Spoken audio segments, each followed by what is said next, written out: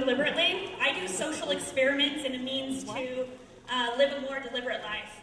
By that I mean I challenge myself to do certain things that affect the daily flow, hopefully bring me back to the present moment, and hopefully be more self-aware. I've quit sugar for a year. I quit meat for 3 years. I haven't had a TV for 4 years. Best thing that you can do. I'm going to talk to you today about my current project, which is building a tiny house out of 80% reclaimed materials in a month, living it for a year. Next slide is the floor plan, but apparently it's not up yet. The bathroom you can see is at the rear. It's on a trailer. And the front is where the couch is. Above the bathroom and the closets is where my loft is, where my bed is stored. What you'll see is missing is I don't have a kitchen. This is because I don't enjoy cooking.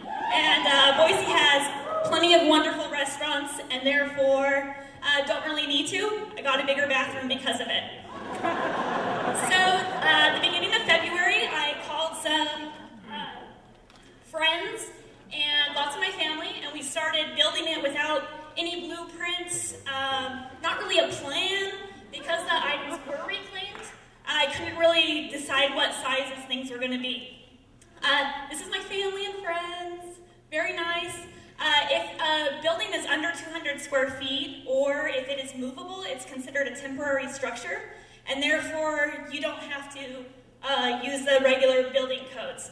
So, I was able to do all the plumbing and electrical myself. It's doing okay so far, so good.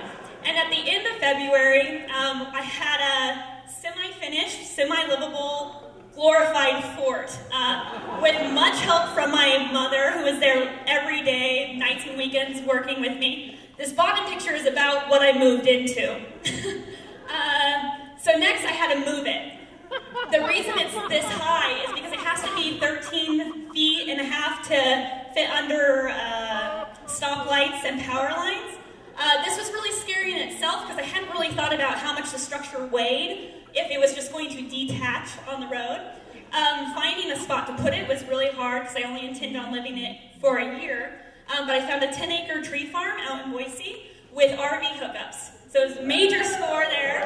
And wow, it's going really fast. This is my closet.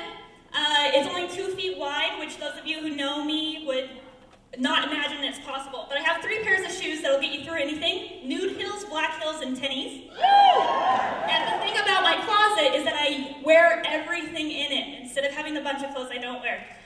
This is my very girly bathroom. I live alone. I get to do what I want. Everything in it is reclaimed. Most of the lumber was reclaimed either from the Habitat for Humanity store, Craigslist, the auction in Nampa were all great places to get things. This is my loft, how it is now. Where the chair is, that bank of drawers, that hides the water heater, which is a 20-gallon water heater. That's the biggest you can get for it to plug into a normal 120-volt plug. Really hard to get full-size pictures because the space is so small, so they're kind of photoshopped together. The couch is an old dresser that I have. It doubles as a sleeping area. It lifts up for more storage.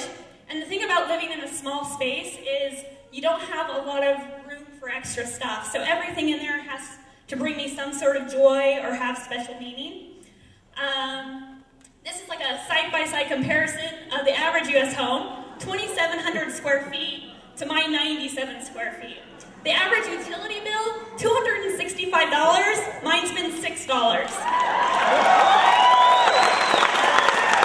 And I was able to build it and become a homeowner in a little more than a month, a little less than $3,000. So I love living in it. It fits my soul, the simplicity of it, so I plan on living in it longer. Hopefully 2013, I'll have it all off-grid on its own land. And I'll leave you with this quote from Seneca, my favorite philosopher. It's not that we have a short space in time, but that we waste much of it. And he goes on to say, there's plenty of time in life to do what you want, as long as you're deliberate about it. My name's Christy Wolf. You can Facebook me, and I'd be happy to answer any questions.